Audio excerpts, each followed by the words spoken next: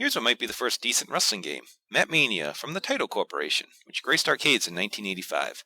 You play as, well, you, or Player 1, a generic FCW babyface.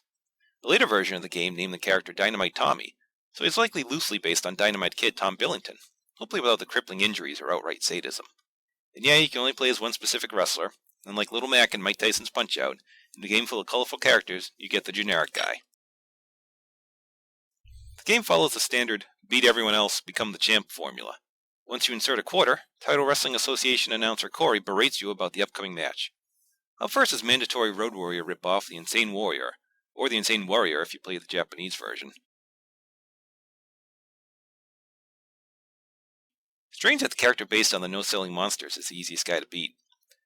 Next was a generically named Karate Fighter, who clearly would have gone into MMA had it existed back then. He looks like a stoner but will punch you in the face a lot. And no, he's not to be confused with those karate fighters. You control the action. You control every punch, every kick. The man left standing rules. Each set comes with 2 karate fighters. Third is Coco Savage, who probably wouldn't be in the game if it was made today.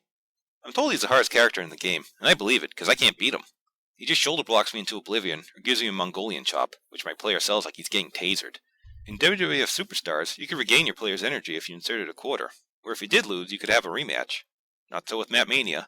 Not only does it not let you regain your health, if you lose, you have to start all over again. And boy, is Corey bummed out by that.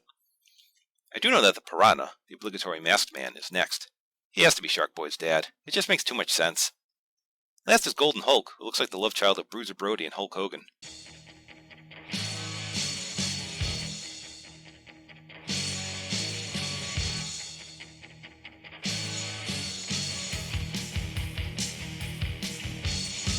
In the Japan version, he was a total Brody ripoff named Blues Bloody. But when they imported the game to America, they made him look like Hulk Hogan to trick gullible kids into thinking he was in the game. Anyway, beat him, become the champ, etc., etc. The game plays like, well, an arcade game. It's fast-paced and fun, if not especially deep. You'll mash buttons for grapples, but you have a lot of cool running moves at your disposal as well, including my favorite move, the flying body press. Even if I seem to hurt myself, even when I connect with the move. The game looks great for its time, like a souped-up version of pro wrestling for the NES. Take a look at the crowd. You'll see a ton of Easter eggs like ZZ Top, Popeye, or Darth Vader. Although whether it's actually the Sith Lord or a nerd in a costume was never made clear. Sound is pretty good too, especially the referee losing his shit when he counts 3. The original game had a 2-player mode, but it was actually you taking turns against a computer. Because who needs fierce competition when you can have sharing instead?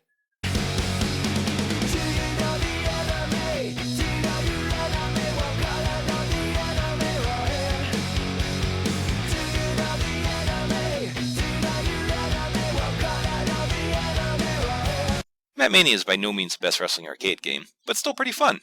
If you remember it fondly, you can buy it off Craigslist, or join their Facebook fan page. And yes, it does exist. Until next time, thanks for watching, and remember, a winner is you.